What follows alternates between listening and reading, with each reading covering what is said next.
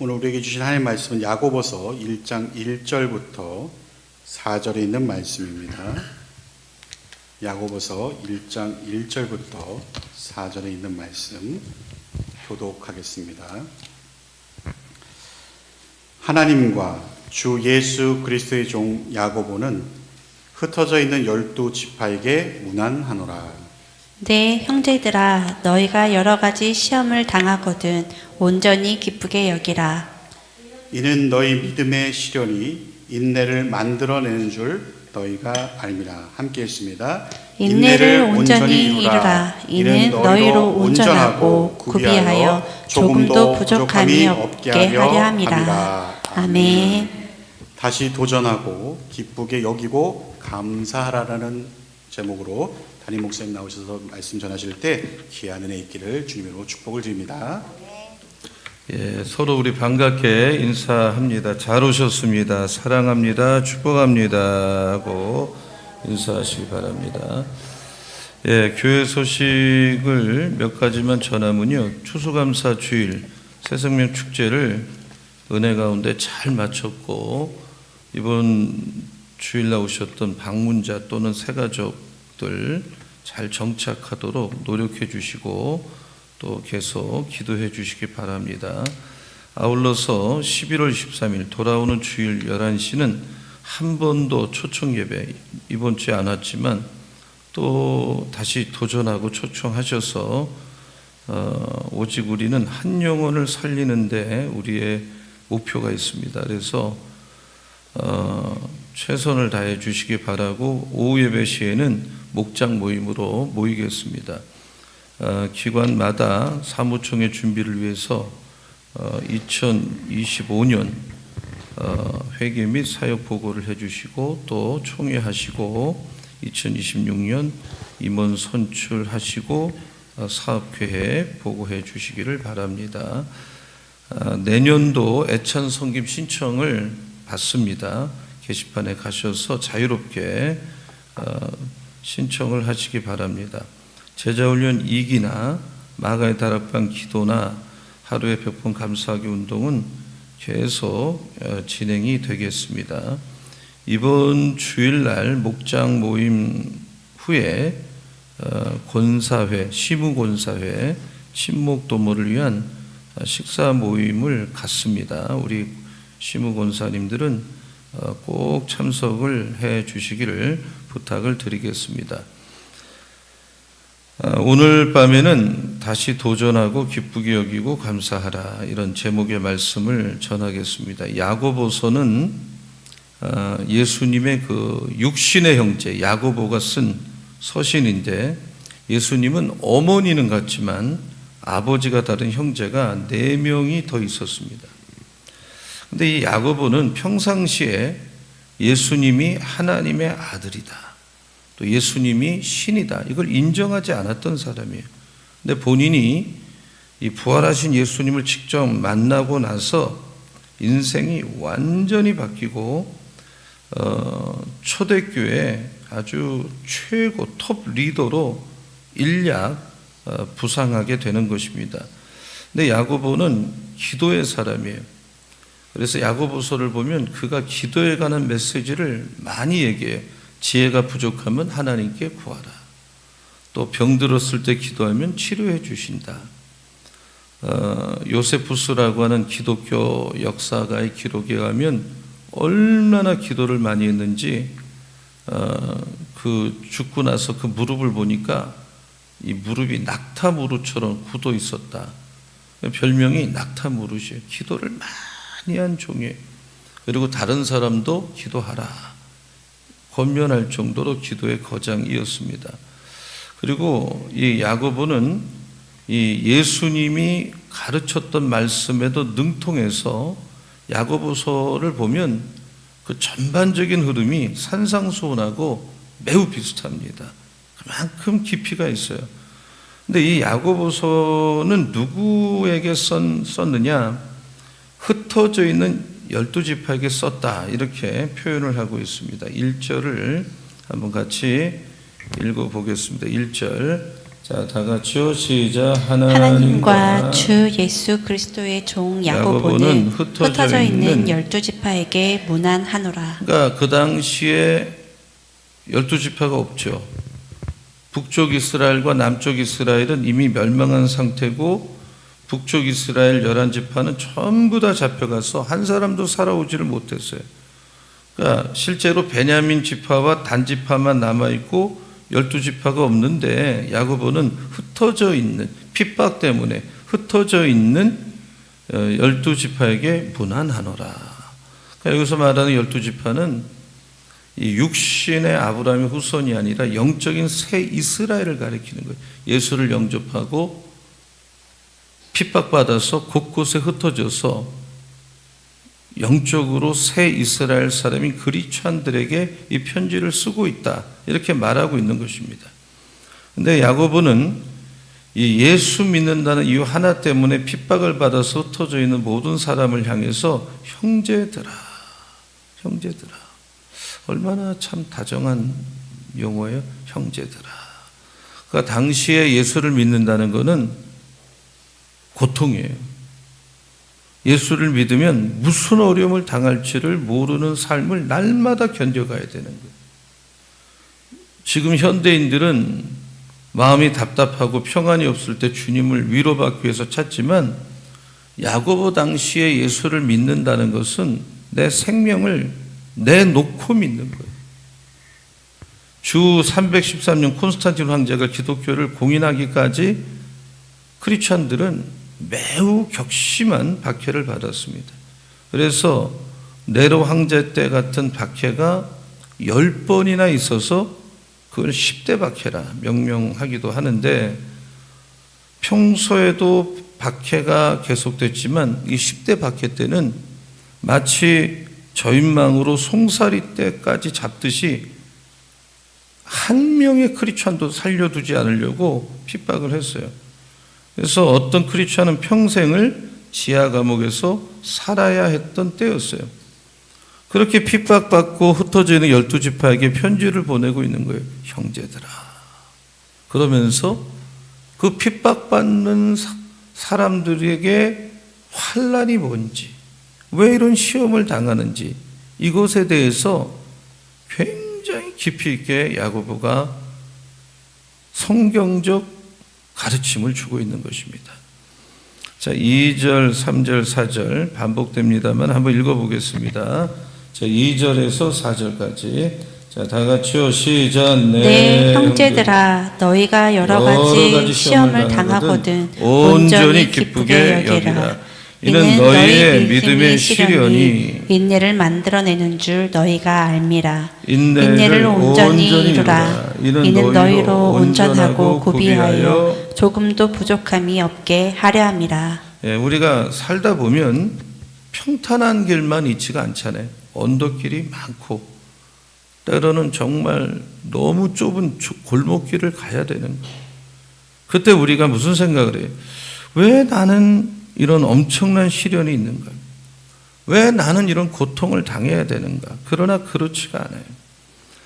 바울은 고린도전서 10장 13절에 사람이 감당할 시험밖에는 당한 게 없다. 그러니까 우리가 나 이러다 죽는 거 아닌가 하는 시험이 사실은 지나가 보면 다 이겨냈어요. 누구나 다 이겨냈어요. 성경은 시험에 대해서 감당하지 못하는 시험은 하나님이 허락하지를 않아요. 허락하지를 않아요. 모든 사람이 시험을 이기고 왔어요. 남들도 다 이겨냈어요. 근데 왜 우리는 못 감당합니까? 얼마든지 이길 수 있고 넉넉하게 감당할 수 있고. 여러분이 지금 어떤 어려운 시험이 있습니까? 겁먹을 거 없어요. 누구나 감당했어요. 감당을 할 수가 있어요. 여러분, 이런 믿음을 가지고 자신감을 가지고 살기를 예수의 이름으로 축원합니다. 아멘. 저는 에드먼드 힐러리라는 산악인을 좋아합니다. 이 사람은 세계 최초로 에베레스트 산 등정을 성공한 사람이에요. 그리고 위대한 탐험가 중에 하나예요. 근데 이 사람을 주목하는 건 그게 아니라 이 사람이 젊을 때 에베레스트 산에 올랐다가 실패했어요. 그럼 보통 낙심하고 좌절하고 산을 안 올라가는데 이 사람은 유명한 말을 남겼어요. 에베레스트 산이요, 너는 잘하지 않는다. 그러나 나는 잘한다. 그러니까 한 번 실패했다고 산은 안 자라지만 나는 계속 성장할 거야. 그래서 10년 있다가 도전을 했는데 1953년 5월 29일 날 세계 최초로 이 사람이 세계에서 제일 높은 산 에베레스트 동정에 성공을 합니다. 실패해도 포기하지 않고, 결단코 포기하지 않고 다시 도전한 끝에 목표를 이뤄내는 이 모습이 정말 도전이 돼요. 저는 에베레스트 산이요, 너는 잘하지 않지만 나는 잘한다. 여러분에게도 이런 도전 정신이 회복되는 오늘 예배가 되기를 예수의 이름으로 축원합니다. 아멘. 성경은 도전, 모험에 관한 이야기로 꽉 차 있어요. 하나님은 여러분이 쉬운 길, 편안한 길로 가는 걸 원하지 않아요. 물론 그렇게 사는 게 축복일 수 있지만 우리를 나약하게 만들어요. 여러분 가운데 어떤 시험으로 두려움이 있습니까? 하나님은 그 두려움이라고 하는 담을 뛰어넘어서 여러분이 도전하고 모험하는 정신을 회복하기를 원해요. 우리 이순신 장군이 이런 말을 남겼잖아요. 신에게는 아직 12척의 배가 남아 있습니다. 아직 다 끝난 것 같아도 끝이 아니라는 말이에요. 배가 12척이나 남았어. 정주영 회장은 이런 말을 자주 했대요. 자기 직원들 앞에서 누가 자꾸 못한다 그러면 불가능하다고 해보기는 했냐고. 해보지도 않고 말이에요. 우리나라를 세계 축구 4강 신화에 올려놨던 전설적 감독 히딩크 감독이 이미 16강, 그 당시 16강도 우리는 기대를 안 했잖아요. 16강 진출을 해놓고 한 말이 뭐냐면 나는 아직도 배고프다 말이에요. 16강이 뭐야? 8강, 4강, 아니 우승할 수도 있어. I'm still hungry. 스티브 잡스가 스탠포드 대학교 졸업식 축사에서 이런 말을 했어요. Stay hungry, stay foolish. 늘 갈구하라, 늘 우직하라. 독일의 철학자 슈펜글러는 서구 몰락의 서구의 몰락이라는 책에서 본인이 쓴 거예요. 젊은이들이 적극적 진취적 도전 정신이 없으면 국가는 패망한다. 이 우리 교회에 적용하면 성도들이 적극적 진취적 도전 정신이 없으면 교회는 부끄러운 교회가 되고 만다요. 기성세대는 말할 것도 없고 젊은 사람들에게 도전 정신, 모험 정신 편하려고 하면 무너지는 거예요. 미국의 그 위대한 교육가 존 듀이는 90세 때 생일 때 누가 물었대. 선생님 어떻게 90살 동안 이렇게 많은 일을 했습니까? 그랬더니 앞으로는 뭘 하려고 합니까? 그랬더니 90세가 된 존 듀이가 산맥은 깊습니다. 산 하나를 넘으면 또 산이 있겠죠. 나는 여전히 새로운 산을 향해서 올라갑니다. 90살이 되어도 도전을 포기하지 않는 거예요. 이 개인이나 교회나 회사나 도전을 멈추면 변질이 돼요. 우리는 두려움의 벽을 깨고 일어나 도전해야 돼요. 도전. 믿으면 아멘. 제가 오늘 이 목회 계획을 세우려고 이 교회 학교를 리셋하라. 이 최근에 나온 책이에요. 굉장히 최근에. 우리나라의 그 목사가 어떤 교회 소속에서 목회를 안 하고 365일인가 그 세계를 돌아다니다가 한 2달 동안은 2달인가 3달인가 미국의 아주 그 교회 학교가 살아있는 교회만 한 10교회를 탐방하는 거예요. 아주 세계적인 교회죠. 근데 그 내용이 쉬워요. 뭐 그 보고서처럼 썼는데 그 내용을 읽어보면 그 미국에 지금도 교회 학교가 살아있는 교회 뭐 한 10,000명 뭐 수만 명 모이거나 8,000명 뭐 아주 제일 작게 모이는 데가 8,000명이더라고요. 정말 획기적, 파격적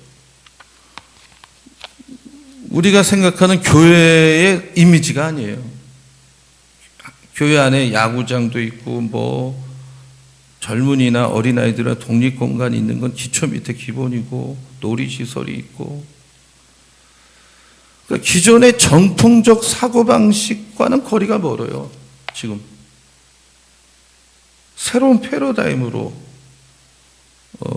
아이들을 가르치고 지도하고 근데 제가 굉장히 도전되는 게 뭐냐면 여러 교회가 지금 초등학교 5학년 이상 되면 미국이에요. 성인과 함께 통합 예배를 하는 교회가 너무 많아요. 지금 전혀 문제가 안 된다는 거예요. 그리고 예배가 딱 끝나면 대신에 토요일날 또는 수요일날 아니면 주일날 당일날 아이들에게 말씀을 또 가르치는 거예요. 바이블 스터디식으로. 그런데도 부응하는 거예요. 어른하고 예배 드리고 끝내놓고 또 말씀 가르치고. 어쨌든 이 도전과 변화를 수용하는 일들을 하고 있어요. 도전하라. 그렇다고 에스더처럼 죽으면 죽으리라는 각오로 살라는 게 아니에요. 아주 조그만 이 두려움의 벽을 깨는 이런 도전들이 모여서 큰 도전을 하는 거거든요. 이 도전 정신, 우리를 살리고 도전하는 인생은 타락을 안 해요. 타락할 시간도 없어. 변질되지가 않아. 이 통계적으로 50년 정도 된 교회 중에 부흥하는 교회는 지구상에 한 교회도 없어요. 우리 교회가 해당되는 거죠. 50년이니까. 이런 통계에 의하면 우리 교회는 부흥이 어렵다는 말을 할 수밖에 없어요. 그러나 그것은 통계고 이제 2026년도에 우리 교회가 그런 늪에 빠질 거냐, 전통에 빠질 거냐, 정말 도전하고 모험해서 돌파하고 나갈 거냐, 우리가 결정해야 돼요. 목사가 결정해야 돼요. 믿음은 도전하는 거예요. 우리 다시 일어나서 도전하는 우리 방백교회와 목회자와 성도 다 되기를 예수님의 이름으로 축원합니다. 아멘.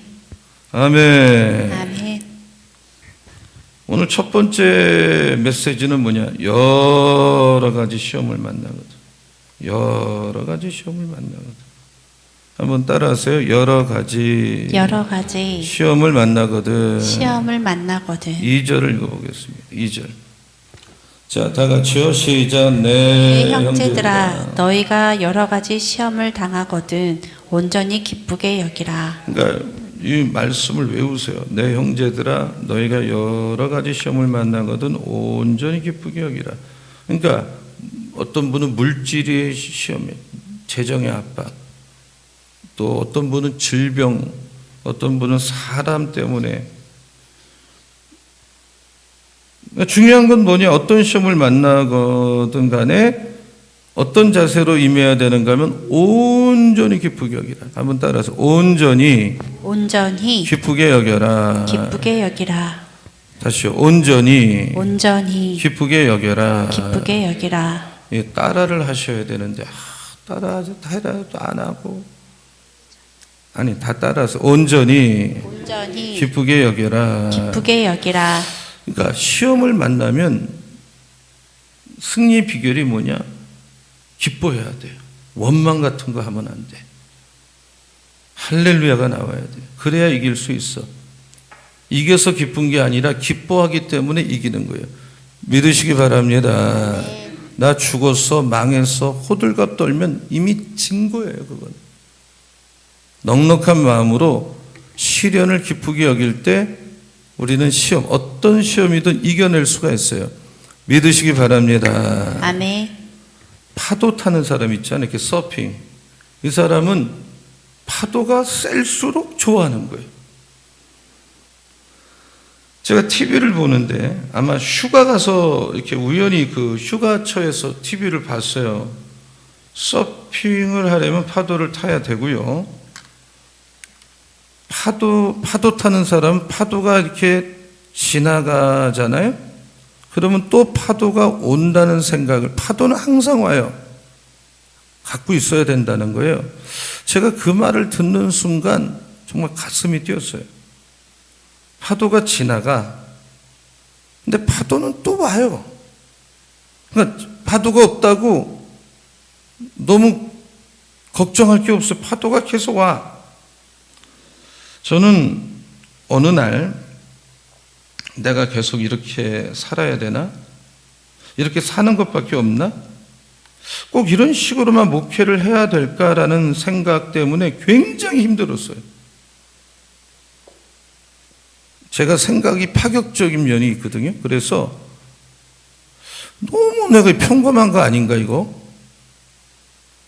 이렇게 안주해도 되나? 내가 정말 해보고 싶은 거를 좀 해보면 안 될까? 아주 힘들었어요, 그때. 근데 현실이 그게 되지 않잖아요? 어떤 모험과 도전에 대한 장애물이 많잖아요. 이 칼 싸우는 무사도 적수를 만나면 기뻐한대요. 여러분, 시험을 만나면 두려워할 거 없어요. 성경의 가르침도 온전히 기쁘며 온전히 기쁘게 여기며 살아야 될 줄로 믿습니다. 아멘. 여러 가지 시험을 만나거든 온전히 기쁘게 여겨라. 끝까지 기쁘게 여겨라. 그래야 승리한다. 중도에 좌절하지 마라. 여겨라. 여겨라. 영어로 consider. 시험을 만나면 기쁘게 생각하라. 이 생각 하나가, 사람은 생각만 바꿔도 인생이 바뀌고 축복을 받아요. 욥의 아내를 보십시오. 사탄이 하나님께 허락을 받고 이 욥의 물질을 치죠. 하루아침에 재산이 다 날아가. 10 자녀가 다 죽어. 그런데 욥은 원망 불평을 안 하고 힘들었지만 말로 내뱉질 않았다 이 말이에요. 욥기 1장 21절을 보면 내가 모태에서 알몸으로 나왔사온즉 또한 알몸이 그리로 돌아가올지라 주시니도 여호와시요 거두시니도 여호와시니 여호와 이름이 찬송을 받으실지니이다. 찬양을 해요. 그러니까 사탄은 물질 문제 가지고 욥을 넘어뜨리지 못했어요. 또 몸을 쳤어. 그래서 몸이 머리 끝에서 발끝까지 성한 데가 없을 정도로 악창이 일어났어요. 그래서 너무 힘드니까 기왓장으로 자기 몸을 긁었다 그랬어. 그래서 욥의 아내가 이거 뭐 견딜 수가 없는 거예요. 이 남자하고 사는 게. 소리를 버럭 질렀어요. 욥기 2장 7절에 9절. 그 아내가 이르되 당신이 그래도 자기의 온전함을 굳게 지키느냐 하나님 욕하고 죽어라. 욥의 아내는 시험에 넘어졌어요. 왜냐하면 시험을 받으면 기쁘게 여겨야 되는데 소리 버럭버럭 지르고 불평하니까 이미 진 여자예요. 근데 욥은 달랐어요. 10절에 보면 그대의 말이 한 어리석은 여자의 말 같도다. 우리가 하나님께 복을 받았은즉 화도 받지 아니하겠느냐 하고 이 모든 일에 욥이 입술로 뭐하지 않았어요? 범죄하지 않았어요. 물질의 시험 이겨내고 질병의 시험 이겨내고 사람의 시험 이겨내고 끝까지 견뎌낸 동기가 뭐냐? 이 진짜 믿음이 있었어요.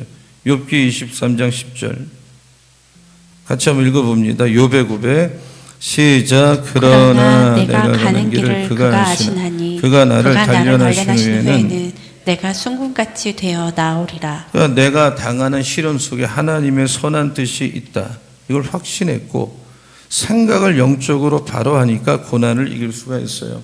그래서 여러분이 여러 가지 시험을 만나면 여겨라, 생각하라. 여러분 보세요. 주일이 됐는데 신자가 교회 가야 돼 말아야 돼 이렇게 하면 안 돼요.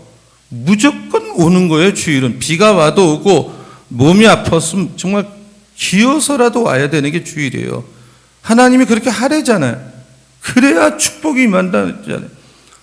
내가 딱 여기면 사탄은 더 이상 나를 건들지 않아요. 근데 갈까 말까 하니까 항상 그 모양이에요. 11조도 이거 주님의 돈이다. 여기면 끝나는 거예요. 이거 내가 어떻게 번 돈인데, 의외로 믿음이 있는 사람 중에 11조를 안 하는 분이 있어요. 겉으로는 믿음이 있는 것 같아요. 내가 이거 아까워서 못해. 여기지 않는 거예요. 인생을 그렇게 살지 말라는 거예요. 여러분이 당하는 도전, 고통은 일종의 테스트예요. 진짜인지 아닌지 기쁘게 여기라는 거예요. 왜 기쁘게 여겨야 되느냐? 지금의 믿음의 시련이 뭐를 만들어내요? 인내. 이걸 확신하는 거예요. 이 믿음의 시련이 결과가 있어. 내가 하나님을 의지하게 돼. 여러분, 시련을 당할 때 도전하고 모험하되 철저하게 하나님을 의지할 줄 알아야 돼. 믿으시기 바랍니다. 아멘. 이 죽으면 죽으리라는 비장한 각오를 가졌던 에스더의 도전 정신의 물꼬가 나는 죽으면 죽겠다. 이 정신이 어디로 흘러가느냐? 에스더 4장 16절 보세요.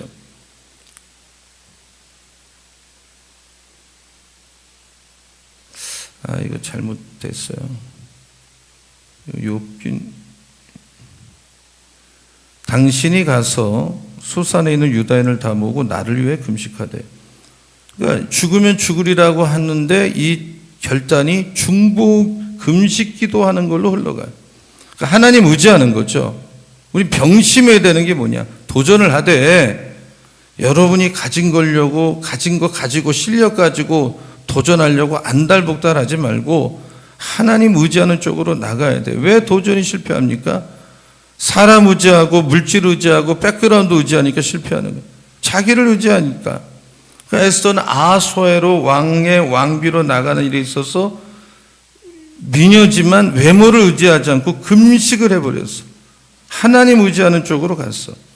시편 56편에 다윗은 고백을 했어요. 내가 하나님 의지하고 말씀을 찬송할지어다. 하나님 의지한순즉 두려워하지 아니하리니 사람을 가진 혈육을 가진 사람이 나에게 뭘 하겠느냐 이 말이에요. 현대인 성경 하나님을 신뢰하고 주의 말씀을 찬양합니다. 내가 하나님을 신뢰함으로 두려워하지 않겠습니다. 사람에 불과한 자가 나를 어떻게 하겠습니까? 놀랍도록 담대한 고백이에요. 지금 이 고백을 할 때 배경이 가드에서 블레셋 사람에게 잡혔을 때 사람을 두려워하지 않겠다. 인간적으로 볼 때 가장 두려워해야 되는 때에 대적에게 붙잡혀 쓴 때에 사람에 불과한 존재가 나를 어떻게 하겠느냐며 두려워하지 않겠다. 이것이 하나님을 신뢰하는 사람이 누리는 축복이에요. 두려움은 왜 생기느냐? 자기 의지하는 사람이 두려워하는 거예요. 믿음이 작동되면 내가 지고 가는 짐이 하나도 두렵지가 않아요. 상황이 두렵지 않아. 어떤 독한 말로 해코지를 해도 상처가 안 돼. 근데 인간적으로 내가 살 때 나약함, 숨도 쉬기 어려울 정도로 벌벌 떠는 거예요. 이 짐이 무거운 거예요. 두려운 거예요. 하나님을 의지하고 신뢰할 때는 전혀 없던 두려움이 인간을 의지할 때 찾아오는 거예요. 그래서 우리는 내가 하나님을 신뢰함으로 두려워하지 않겠다. 사람에 불과한 자가 나를 어떻게 하겠는가. 여러분, 시련이 올 때 하나님 의지하면 축복이 임하고 해결이 됩니다. 믿으시기 바랍니다. 아멘. 여러분이 두려움이 생겨 내가 나를 의지하고 있구나 이렇게 해석하시면 돼요. 여러 가지 시험을 만나거든 온전히 기쁘게 여기십시오. 그리고 도전하십시오. 그리고 여러분도 다윗처럼 선포하십시오. 이 담대한 선포, 사람이 나를 어떻게 하겠느냐, 이게 여러분 입술에도 나오는 고백이 되기를 예수의 이름으로 축원합니다. 두 번째, 시험이 주는 유익을 알아야 돼요.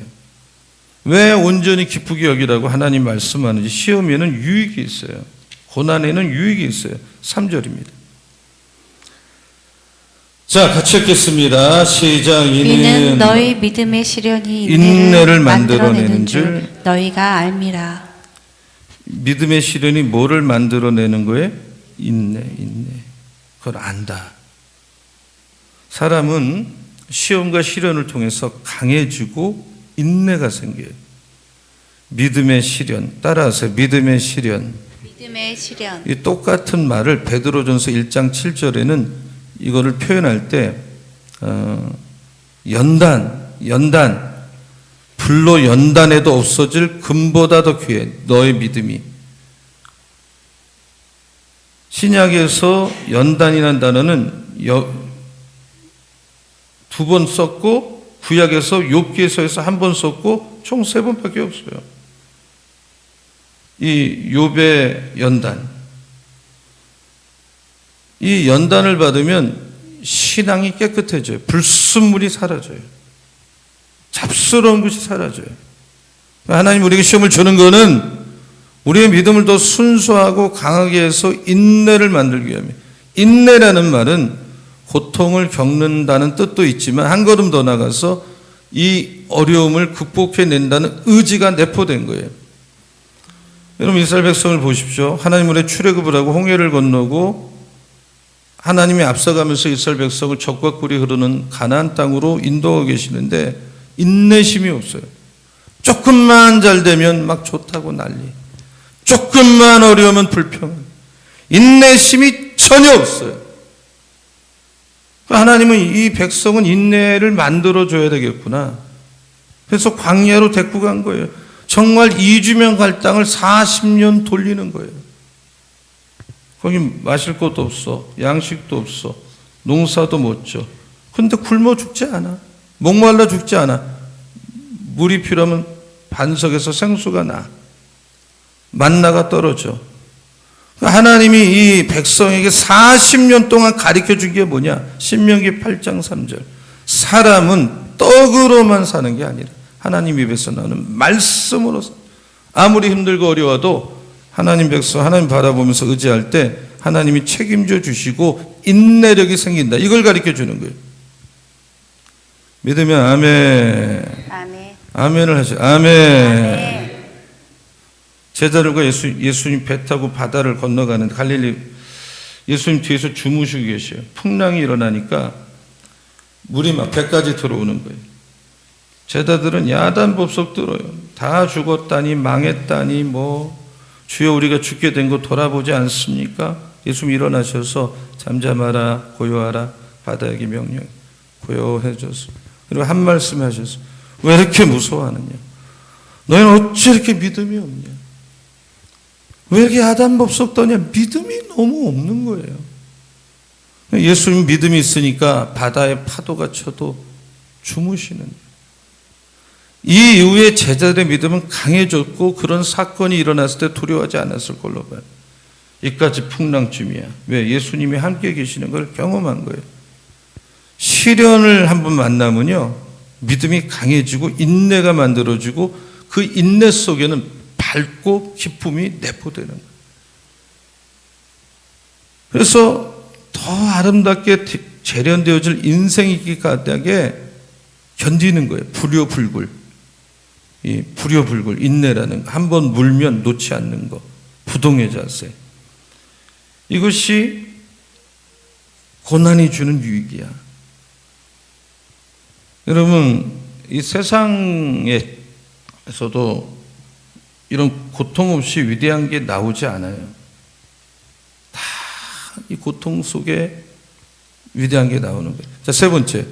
시험의 궁극적 목적을 알라. 4절. 자, 같이 읽습니다. 시작. 인내를 온전히 이루라. 이는 너희로 온전하고 구비하여 조금도 부족함이 없게 하려 함이라. 온전하고 시간적 개념, 구비하여 공간적 개념, 시간적으로나 공간적으로나 꽉 차서 조금도 부족함이 없는 풍성한 삶을 누리게 하는 것이 시험을 허락하신 하나님의 궁극적 목적, 고울이에요. 여러분 아브라함을 보세요. 하나님이 너는 본토 친척 아비집을 떠가 내가 지시한 땅으로 가라. 왜 한 번도 가본 적이 없는 땅으로 그것도 75세 가라고 합니까? 고생시키려고 하는 거예요? 그래야 축복의 땅에 들어가니까. 100세 얻은 아들을 바쳐라. 하나님 무슨 살인자예요? 이 순종하는 믿음을 가짐으로 모든 백성에게 존경받는 축복 조상 되게 하려고 시험하는 거예요. 그 시험의 목적이에요. 여러분 시험 만나셨습니까? 그 뒤는 뭐가 있느냐? 놀라운 축복이 기다리고 있어요. 좀 어렵다고 욥의 부인처럼 입으로 쏟아내지 마세요. 말로. 이스라엘 백성처럼 안달복달하지 마세요. 인내를 이루되 온전히 이루라. 온전히 이루라. 해보세요. 온전히 이루라. 동사 썼죠? 어렵고 힘들수록 하나님을 향해서 소망을 두고 끝까지 견뎌라. 아름답게 이루라. 견디는 일을 끝까지 해라. 가져라. 그러니까 대개 사람들은 하나님의 절대 주권을 강조하고 또 어떤 사람은 인간의 노력이 전부인 것처럼 말하지만 내가 구원받은 거 이거는 처음부터 끝까지 내가 거기에 0.01%도 개입하지 못해요. 할 수 있는 게 없어요. 하나님이 한 거예요. 그래서 이루라. 근데 여기서는 이루라. 우리가 할 게 있다는 거예요.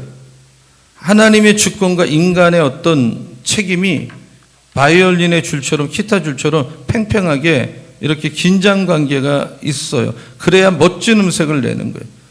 주님 말씀하신 끝까지 견디는 자가 구원받는다. 여러분 인내를 이루되 온전히 이루어가는 여러분이 되기를 축복합니다. 아멘.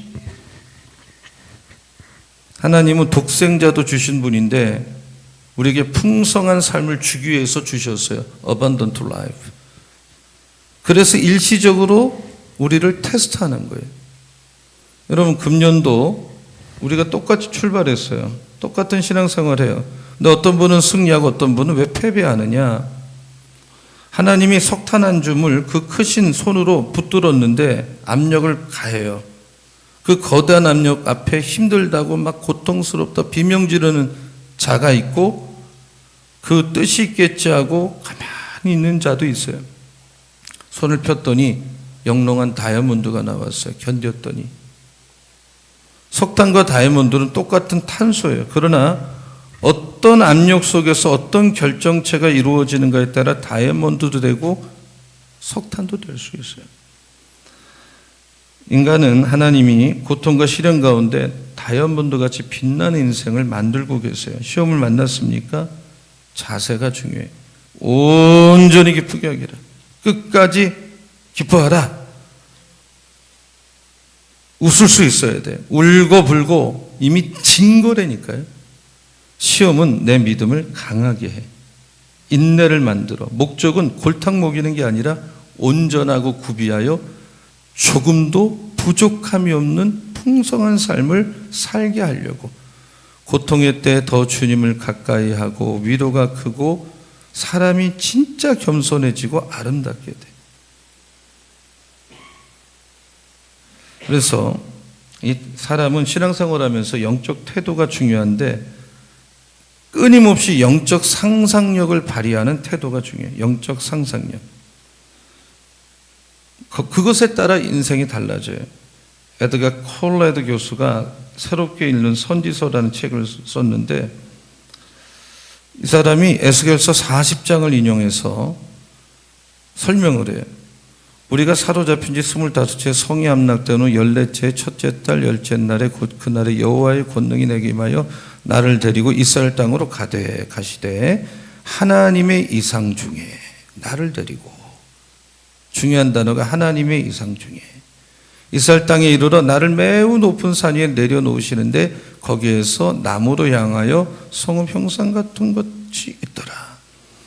하나님의 이상 중에 한번 따라하세요. 하나님의 이상 중에 하나님의 이상 중에 예, 마르후트 엘로힘이라는 원어예요. 이거는 이 에드가 콜레드가 말하기를 하나님의 이상으로 번역했지만 하나님의 시각, 하나님의 안목으로 해석하는 게 더 좋다. 그러니까 하나님은 에스겔에게 인간의 눈에 보이는 현실만 보지 말고 지금 역사가 어렵지만 하나님의 시각으로 역사를 보는 눈, 현실을 보는 눈을 키워야 한다. 이걸 말하는 거예요. 그러니까 뭐가 보이냐? 회복되는 이스라엘이 보이는 거예요. 영적 상상력을 발휘하니까. 사탄이 매일 하는 게 뭐예요? 우리를 자꾸 비참한 꼴로 만들어. 근데 거긴 항상 반전이 있어. 하나님이 반전을 준비하고 있어. 이걸 보는 영안이 열리기를 축원합니다. 아멘. 요셉이 총리가 되고 형들이 자기를 팔아먹은 형들이 자기 앞에 있어. 그때 뭐라 그랬어요? 창세기 45장 5절에 하나님의 시각으로 이걸 해석하는 거예요. 당신들이 나를 이곳에 팔았다고 해서 근심하지 마소서. 한탄하지 마소서. 하나님의 생명을 구원하려고 나를 여기 먼저 보냈을 뿐이다. 기가 막히는 소리. 이게 어떻게 30대 초반이 이런 말을 할 수가 있냐고. 하나님이 개입했다. 그래서 애굽에 내가 와 있는 거다. 얼마나 이런 고백이 나오기까지 하나님의 관점으로 자기 인생을 바뀌었어요. 지금 광야에 내던질 것 같은 느낌이 들어도 영안을 좀 열고 하나님의 시각으로 보면 내가 생각한 그 낙심의 자리가 훈련 장소로 보이는 은혜가 여러분에게 있기를 축원합니다. 아멘. 아멘. 아멘. 아멘. 아멘. 영화 40이라는 영화에 제킨 로빈슨이라는 흑인 야구 선수가 나오는데 실제 인물이죠. 흑인이라는 이유로 이 메이저리그의 최초 흑인 선수가 되는데 말로 다 못하는 수모를 겪어요. 모함을 겪어요. 그 운동장에 나가면 뭐 그냥 일상사로 듣는 게 야유와 욕설이에요. 너 같은 게 왜 나왔어? 흑인 주제에 조롱을 하고. 그러나 그는 그걸 다 참아요. 그 세계에서 실력으로만 승부하겠다. 최선을 다해. 그래서 얼마나 노력을 했는지 메이저리그에 지출한 첫 해 신인상을 타요. 그리고 2년 후에 타격 1위, 도루 2위 두 개를 동시에 달성하는 신기록, 그 다음에 그 해에 MVP가 돼요. 이런 현실적인 어려움을 이겨내고 꿈을 이뤘기 때문에 사람 취급도 못 받던 제키 로빈슨이 메이저리그의 영웅이 돼요. 흑인들에게 물꼬를 열어주는 사람이 돼요. 그는 수없는 조롱, 노골적 험담을 수없이 들었어요. 그러나 거기에 한 번도 리스폰스 하지 않았어요. 오직 그 세계에서 실력 하나로 승부하겠다. MVP가 되고. 그게 복수 아니에요? 싸워야 복수해? 요셉도 자기 일을 팔아먹은 형을 감옥에 가두는 게 복수예요? 하나님의 시각으로 인생을 바라보며 기가 막힌 고백을 하는 게 복수죠. 그러니까 우리의 상대는 원수가 아니에요. 하나님의 시각으로 상황을 바라보고 하나님이 오늘 이 시간까지 나를 인도해 주셨다. 이렇게 고백할 수 있고 그런 영안이 열리는 여러분이 다 되시기를 축원합니다. 아멘. 아멘. 아멘. 이 카네기가 세계 철강 세계 최고의 철강 회사를 하고 그 후계자로 찰스 쉐입이 그 후계자가 됐는데 이 찰스 쉐입은 초등학교밖에 안 남았어요. 그가 처음에 이 회사에 취직할 때는 정직원이 아니었어요. 허드렛 일을 했어요. 근데 뭘 해도 최선을 다하는 성실함과 밝음이 있었어요. 나도 이 회사의 주인이야 라는 자세로 자기가 성공한 미래를 늘 꿈꿨어요. 영적 상상을 한 거죠. 항상 누가 시키지 않아도 공장 구석구석을 청소하고 내 집 청하듯이 내가 마치 회사의 오너이듯이 열심히 치웠어요. 사람들은 비웃었어요.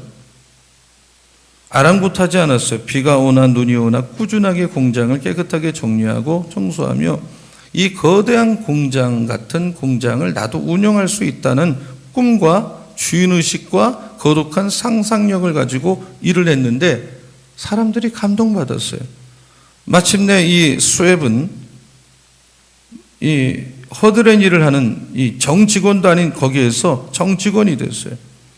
똑같아요. 정직원이 돼도 주인의식을 갖고 모든 일에 최선을 다하고 소문이 났고, 감동한 카네기 사장은 자기 비서로 고용을 했어요.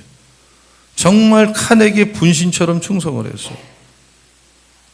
이런 각오를 가졌어요. 오리를 가자면 난 심리 가겠다.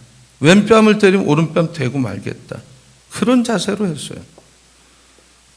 카네기는 감동을 받고 전 회사 직원을 다 모아놓고 이 수협의 연봉이 2천에 3천 받던 그에게 $100만 보너스를 사람들 앞에서 보는 데서 줬어요.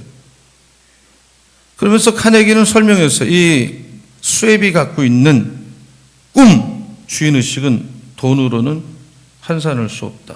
칭찬을 했죠.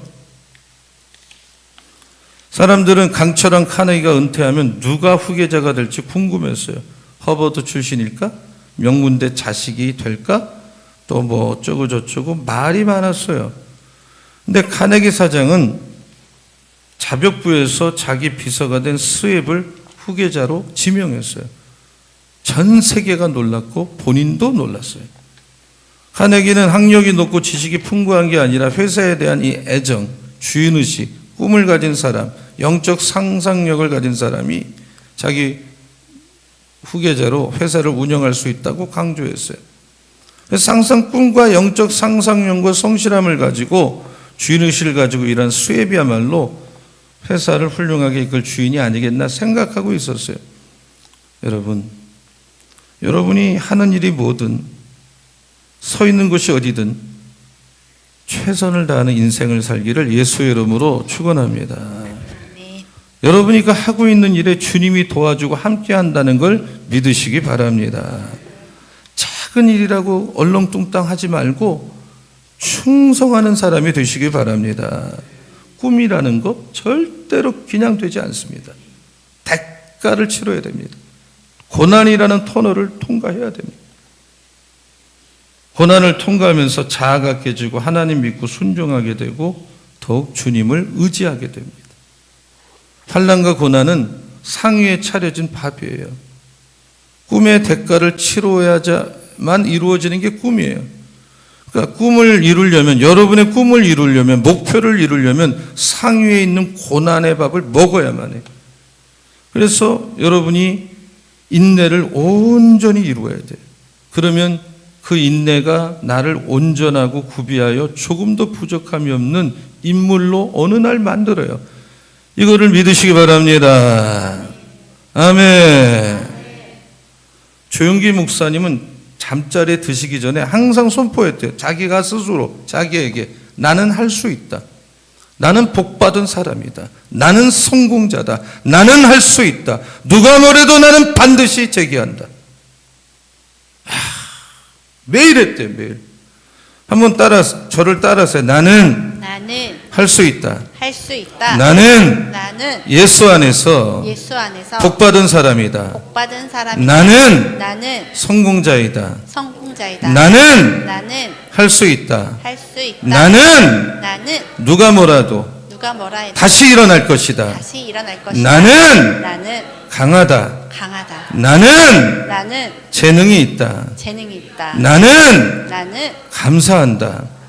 나는 약속한다. 나는 결코 포기하지 않는다. 나는 약속한다. 절대 그만두지 않는다.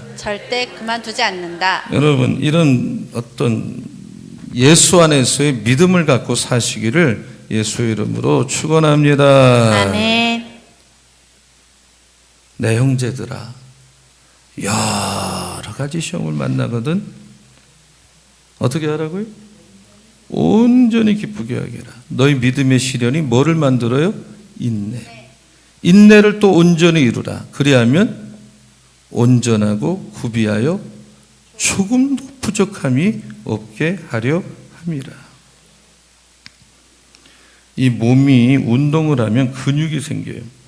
제가 이 몸을 좀 빼려고 시작했는데 지금은 그거에 관심이 없고요. 운동 자체를 소중하게 여기게 됐고, 이 그 헬스장에 가보면 이 10kg짜리, 뭐 5kg짜리 이렇게 기계로 하는 게 있는데 10kg짜리를 양쪽에 두 개를 이렇게 하려고 그러면 매우 힘들었었어요, 처음에.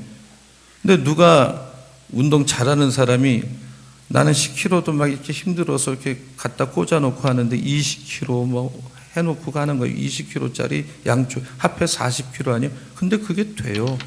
왜 되느냐? 계속 하기 때문에. 근육이 생기는 거예요. 탄력이 생기는 거예요.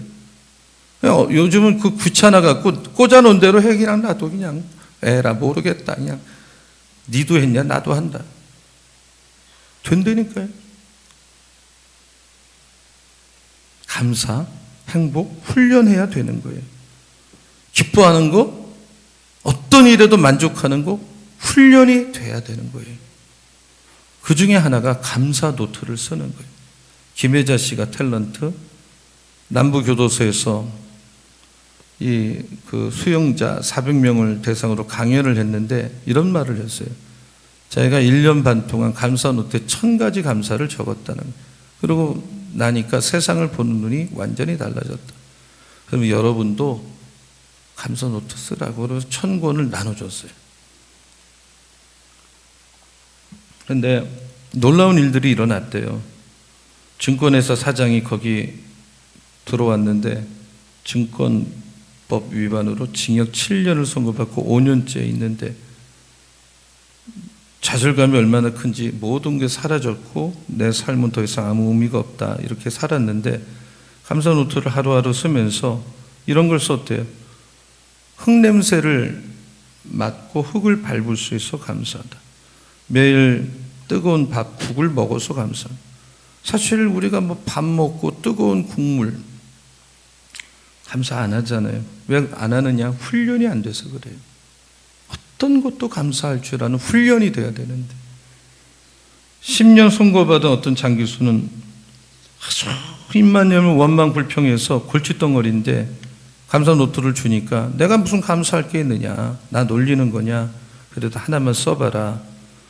그래서 뭐 감사 그러면 거창한 걸 써야 되는 줄 알고 안 쓰다가 어느 날 이 주임이 교도관이 자기를 뭐 40몇 번 부르지 않고 아무개 이름을 불러줘서 감사하다 이렇게 시작했는데 쓰다 보니까 하루에 20개도 넘고 그분이 쓴 것 중에 하나는 창문 한 귀퉁이로 이렇게 보니까 달이 비치는 게 보여서 감사.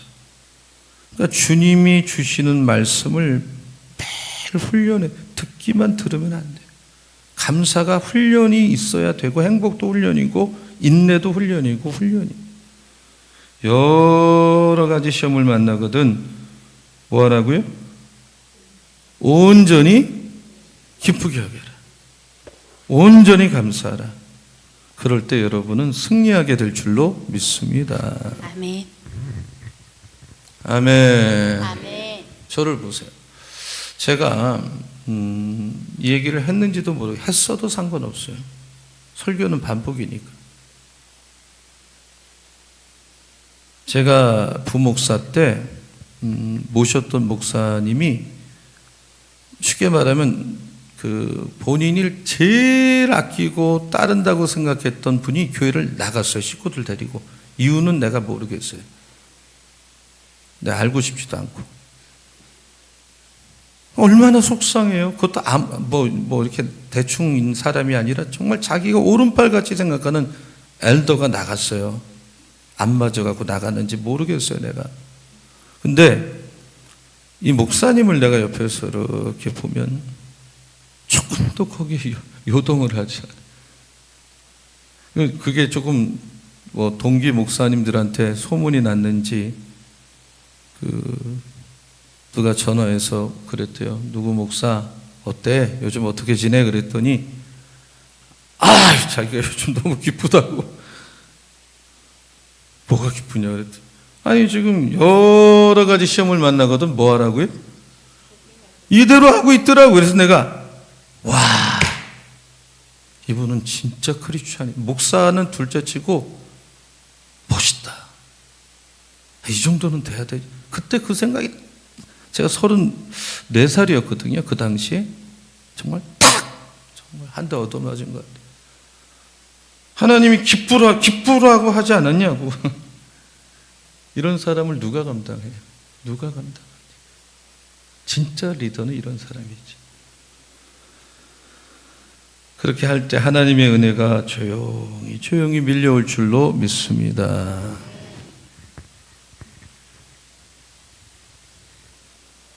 하나님의 축복이 오늘 밤에 여러분과 함께하기를 예수의 이름으로 축원합니다. 아멘. 축원합니다. 아멘. 우리 서로 인사하세요. 여러 가지 시험을 만나거든 온전히 기쁘게 여깁시다.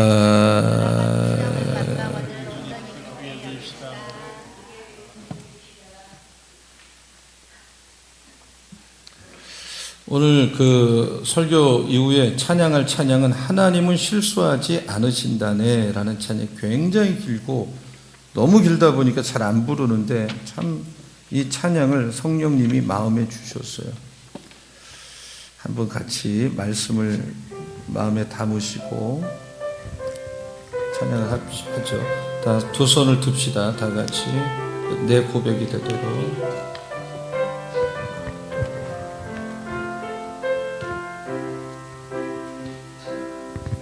내가 걷는 이 길이 굽어돈 수가 있어도 내 심장이 울렁이고 가슴 아파도 내 마음 속으로 여전히 기뻐하는 까닭은 하나님은 실수하지 않으심일세.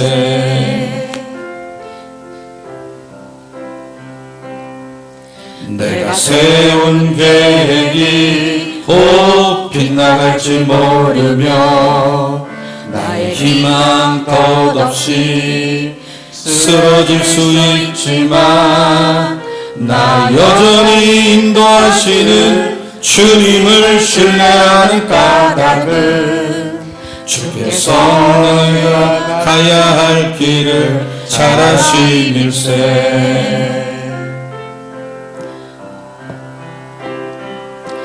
어두운 밤 어둠이 깊어 날이 다시는 밝지 않을 것 같아 보여도 내 신앙 부여잡고 주님께 모든 것 맡기리니 하나님을 내가 믿음일세. 지금은 내가 볼 수 없는 건 너무 많아서 너무 멀리 가물가물 어른거려도 운명이여 오라 나 두려워하리 만사를 주님께 내어 맡기리. 차츰차츰 안개는 걷히고 하나님 지으신 빛이 뚜렷이 보이리라. 가는 길이 온통 어둡게만 보여도 하나님은 실수하지 않으신다네. 어두운 밤 어둠이 깊어 날이 다시는 밝지 않을 것 같아 보여도 내 신앙 부여잡고 주님께 모든 것 맡기니 하나님을 내가 믿음일세. 볼 수 없는 건 너무 많아서 너무 멀리 가물가물 어른거려도 운명이여 오라 나 두려워하니 만사를 주님께 내어 맡기리. 차츰차츰 안개는 걷히고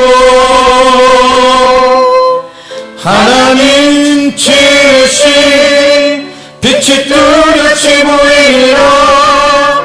가는 길이 온통 어둡게만 보여도 하나님은 실수하지 않으신다네. 하나님은 실수하지 않으신다네.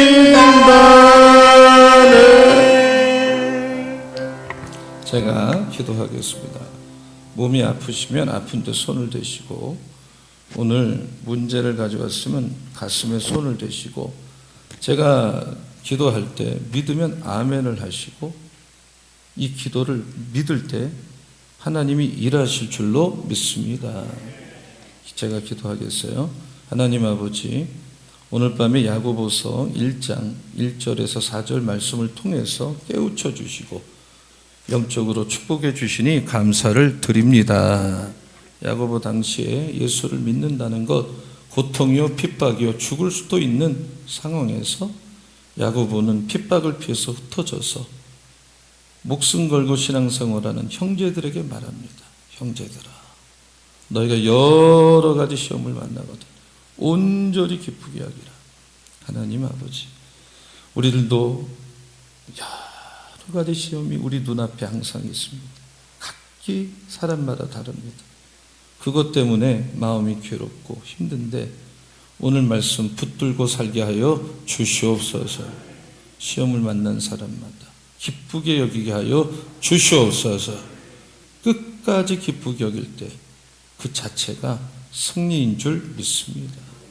그 시험이 인내를 만들어내고 인내를 온전히 이루면 나로 하여금 온전하고 구비하여 조금도 부족함이 없는 사람으로 우리를 세워줄 줄로 믿습니다. 욥의 고백처럼 하나님은 나를 단련하시니 순금 같은 사람, 천금 같은 사람 될 줄로 믿습니다.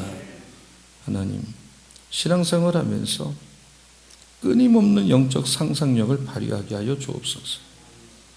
요셉처럼 나를 힘들게 한 사람을 내가 만났을 때 인간적으로 그거를 보지 말고 하나님의 관점, 하나님의 시각으로 그 사건 사람을 바라봄으로 하나님이 개입하셔서 더 좋게 훌륭하게 만들기 위한 과정이었구나, 사건이었다고 고백함으로 진정한 원수를 갚게 하여 주시옵소서.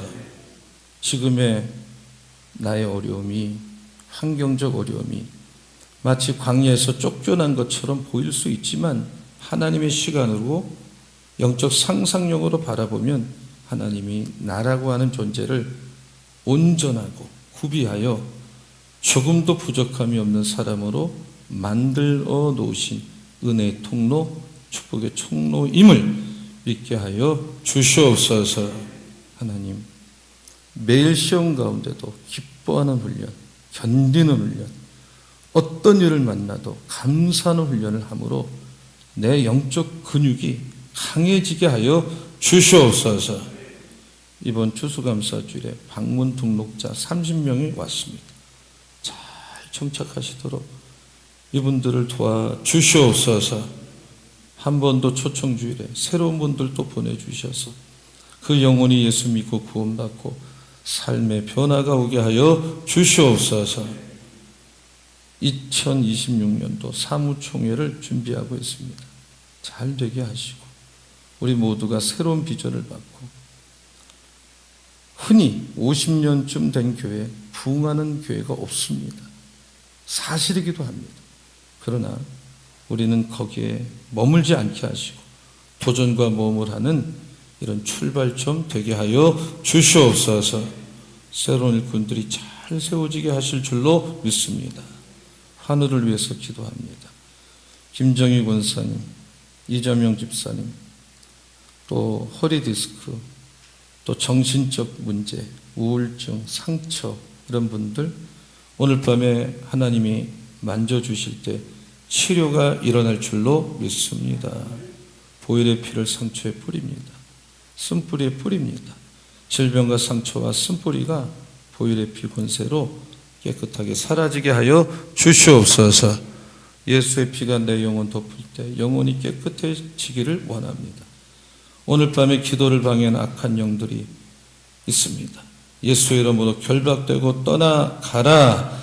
내 생각 속에 숨어있는 악한 영아, 예수의 이름으로 묶임받고 떠나갈지어다. 예수의 이름을 기도할 때 마귀가 하늘에서 번개같이 떨어질 줄로 믿습니다. 마귀 이길 능력 주옵소서. 질병과 약한 것들 불로 태워 주시옵소서. 기도의 능력 주시옵소서. 화를 내게 만드는 악한 영들아, 예수의 이름으로 떠나갈지어다. 아니란 생각을 주는 나태함의 영들아, 예수의 이름으로 떠나갈지어다. 소멸될지어다. 이유 없는 외로움과 우울증과 고독을 주는 슬픔의 영들아, 예수의 이름으로 영원히 떠나갈지어다. 말만 하면 누군가를 판단하고 비판하고 정죄를 주는 참소의 영아, 예수의 이름으로 끊어질지어다. 이 시간 막혔던 것이 예수의 이름으로 풀어지고 해결될지어다. 내 앞길 막고 있는 저주의 영들아, 떠나가고 사라질지어다. 오늘 밤에 모든 문제는 예수의 이름으로 해결될 줄 믿습니다. 불안은 예수의 이름으로 평안해질지어다. 사람하고 대화하다가 들어온 불안함, 잘못된 영들아, 예수의 이름으로 떠나가라. 떠나갈지어다. 하나님 아버지, 어떤 일도 포기하지 않게 하여 주시고, 나 이제 끝났다 생각하는 그 장소에서 다시 일어나서 주님 손 붙들고 일어나서 승리하게 하여 주시옵소서. 이 추하고 더러운 죄 다 내려놓습니다. 이 시간 주여 가져가시고 오늘 밤부터 새로운 삶 살게 하여 주시옵소서. 주의 피로 이룬 보혈의 샘물이 내 마음에 넘치기 원합니다. 예수께서 흘리신 보혈의 피의 능력을 믿습니다. 아멘, 아멘, 아멘. 이 시간 기도할 때 내 심령에 성령의 불 임하여 주시옵소서. 내 삶의 중심이 말씀이 되게 하여 주시옵소서. 오늘 밤 부족해서 고백하지 못한 죄, 다 구하지 못한 것까지 응답해 주시고 용서해 주실 걸 믿고 예수님의 이름으로 보혈의 피 의지하여 간절히 기도합니다. 아멘, 아멘, 아멘. 다 두 손을 들겠습니다. 여러분 최소 10분을 부르짖으세요. 조용히 기도하지 마세요. 부르짖다 가셔야 돼요. 아멘입니까? 매달리세요. 아멘. 여기는 우리만 기도해도 하늘문이 열려요. 마귀가 도망가요. 역사들이 일어나요. 주여 삼창을 뜨겁게 부르고 오늘 주신 말씀을 붙잡고 여러 가지 기도 제목을 놓고 주여 3번 부르고 간절히 기도하겠습니다. 주여! 주여!